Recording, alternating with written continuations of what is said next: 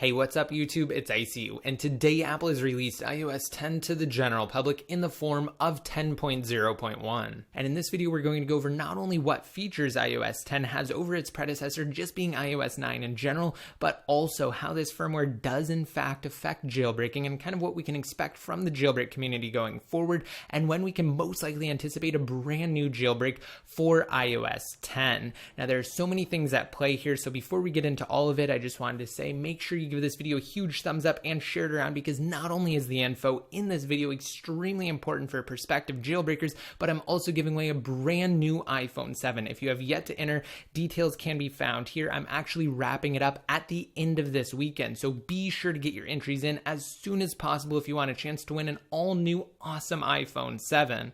Of course, also click the subscribe button below next to my channel name. That way you won't miss out on any new details pertaining to future giveaways and, of course, jailbreaking. Also, let me know down below in the comments section if you are excited for iOS 10, jailbreaking, and the iPhone 7, and if you want new giveaways also for the iPhone 7 and future Apple products. Alright, so with all of that said, let's get straight into this. First of all, talking about iOS 10. So yeah, that's right guys, Apple did release the first installment of iOS 10 to the masses, being iOS 10.0.1.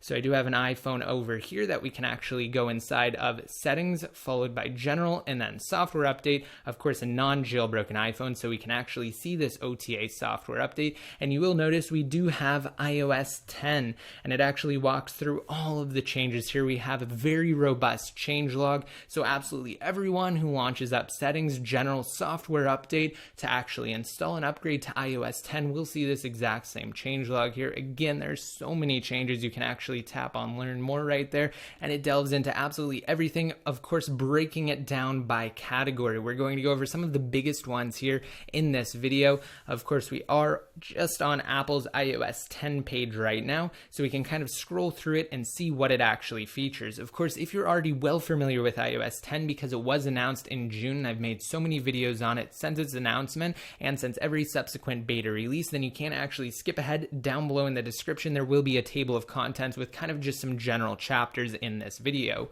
Alright, now up first is the Messages app. There's so many new revisions just to the Messages app alone, guys. Of course, I cannot go over every single change just because there are way too many of them to cover in this video alone. But over to the left of the Messages field, before you actually type in a message, or if you just tap on that little arrow right there, if you don't see these three buttons, you do again have these three buttons. The first of which is just to actually access your camera roll, and of course to take new images. Next, we do have Digital Touch, basically the exact same thing that we have on the Apple Watch, so we can send a digital touch just like so. But the new thing that we have, of course, is this little A here that is reminiscent of the App Store icon. That's because we have a brand new App Store just for the Messages application.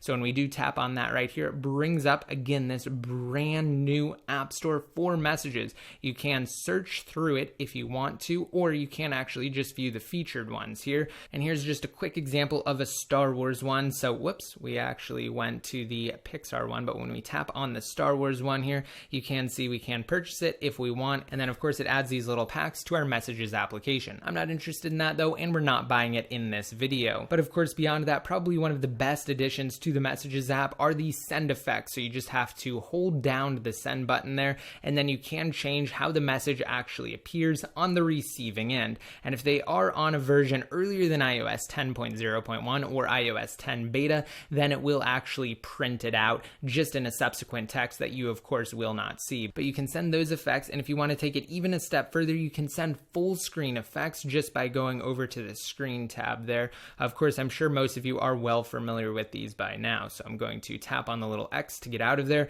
Of course, you do also have emoji suggestions now, so quick type has definitely been improved, and in fact you can even emojify things. So just scrolling through here on Apple's iOS 10 page, so throughout iOS 10 you'll just be able to tap to replace with emojis that do correspond to words that it picks out. Quick example of that, all you have to do is just type out your message, or really whatever text field that you're in, you just tap on the emoji button, and then it does highlight all of the words that you can replace with emojis. So as you can see, we can just tap on it like so, and it does replace those words. I'm trying to get pizza there. All right, there we go. And speaking of emojis, all of them have been updated. In fact, all of the people have a brand new kind of Simpsons-inspired look, and there are new ones as well. But kind of beyond the whole social aspect of iOS 10, Siri is now open to applications, which is absolutely phenomenal. So developers can actually make use of a brand new Siri API to allow their app to do cool things like what's listed in this demo here, have Lyft hail a ride. That's pretty epic in my opinion. Now moving on, developers can now make better use of the Maps application with another API. And of course, we do have the Home app, which interfaces with your smart home devices. Two of the ones that you'd be most likely to purchase would be the Philips Hue light bulbs and the August lock for your door. The Music app has been fully redesigned for iOS 10. We now have Raise to Wake for the iPhone 6s and 6s Plus, and of course the upcoming iPhone 7 and 7 Plus. So that's pretty epic. All you have to do is actually just raise your device up and the screen lights up. That's really cool. We also have new 3D touch actions for calendar, weather, and stocks. And kind of finishing up here, we do have more enhanced notifications. Of course, contextual predictions, better ones like what I said before, that do also include emojis now, a redesigned look for the news application, better search, improved photos in general, a new machine learning algorithm for photos that will intelligently pick out memories, and then of course we have Apple Pay on the web. We have multilingual typing, so that's definitely a thing for those of you who are bilingual or who know more than 2 languages. You can finally switch between the two more fluidly. All right, guys, so that wraps up all of the biggest features of iOS 10. But now, how does it actually impact jailbreaking, and what can we expect from jailbreaking? Now, if you happen to watch my recent video talking about iOS 10 GM and 10.0.1, or my video from a couple of weeks ago already talking about what to expect from jailbreaking once iOS 10 drops, then most of this information will just be a recap for you. But we're going to go over it again in today's video because we have yet to hear anything from Pangu, the primary jailbreak team on the scene. Of course, this is absolutely key. Official jailbreak developers never give ETAs or announcements of what they're actually working on. They just drop utilities. So if you see anyone claiming to have any sort of a status update from Pangu or Taiji, then definitely just disregard it because chances are good it is not official. Also, there are going to be so many fakes that start to prop up across the web now that iOS 10 is officially released in the form of 10.0.1. So definitely don't believe anything you hear and half of what you see. That means if individuals are dropping videos demonstrating an iOS 10 jailbreak, that can still be faked, guys. I'm telling you, it has been done before and it will continue to be done in the future. It's an infinite loop and it will never end. People will always fake jailbreaks. I'm telling you right now that the only way a team can actually gain credit is by releasing utilities, which we're about to talk about right now. We're going to look back at what Pangu has already done and kind of compare it against what we can expect now that iOS 10 is official. Okay, so starting back with the only 2 real reference points that we have that are similar to today's situation, we have iOS 8's release and iOS 9's release. The former of which was the first jailbreak that Pangu released for a major iOS version because of course they didn't enter the jailbreak scene until the days of iOS 7.1.x after the Evader's last evasion jailbreak utility dropped. All right, so first of all, starting with iOS 9, we can see that the firmware was released to the general public on September 16th, 2015. And then fast forward just about a month later, in fact, it's less than a month, on October 14th, 2015, they dropped the jailbreak for iOS 9.0.2. So guys, in less than a month, we got a jailbreak for iOS 9. Well, now you may be saying, what about iOS 8? Which is really as far back as Pangu's history goes, especially when we're talking about the first major iOS releases. I'm glad you asked because guess what? We have the exact same situation. iOS 8 was released to the public on September 14th, 2014, and the jailbreak was released just over a month later on October 22nd, 2014. So we definitely have a pattern establishing here. It seems as though Pangu has an internal deadline to get a new jailbreak for a brand new firmware out about a month after Apple pushes out the initial version. And of course, because they did release iOS 10.0.1 today, September 13th, 2016, we can hopefully expect a jailbreak at the latest by the end of October, guys, not counting any unforeseen complications or issues that may pop up along the way. But one thing that actually does go to kind of further the case that we will get a jailbreak sooner rather than later is the fact that Pangu actually already jailbroke iOS 10. Granted, this was the first beta iteration version of iOS 10, but at MOSEC 2016, or the Mobile Security Conference at the beginning of July, they actually demonstrated an iOS 10 jailbreak.